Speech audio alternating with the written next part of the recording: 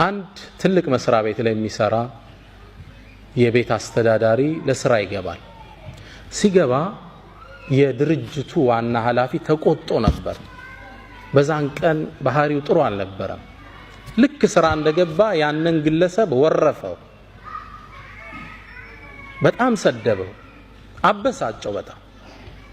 በጣም ተቆጥቶ አእምሮ እንደጋለ ወደ ቤቱ ነዳ፣ ድራይቭ አረገ። ቤት ሲደርስ በሩ ጋር ማን ጠበቀችው? ሚስቱ ጠበቀችው። ከዛ የተቀበለው ሙቀት አዘነበባት። እህቶች አላህ ያስችላችሁ። ያው ባሎች ሲቆጡ እናንተ ላይ ነው አረም ያሳርፉት። ሚስትን እሱም ሰደባት። ተራ ነገር ነው የምታወራው። ተቆጣት፣ አበሳጫት። እንዴ ምንድን ሆኝ ነው የምትለኝ? ምን አረኩ? መለሰችለት። ያናግራት ፈቃደኛ ጥላት ገባ። ተበሳጨች እሷ። ትንሽ እርምጃ እንደሄደች ከኋላ ልጇ ይጎታታል። ማማ ምንድነው? ቸኮሌት ግዢልኝ፣ ዞር በልፊቴ በጥፊ። እሷም ከባሏ የተቀበለችውን ማን ላይ ጣለችው? ልጇ ላይ ጣለችው። ልጅ ደግሞ እጁ ላይ ለካ ትንሽ ብስኩት ይዞ ነበር።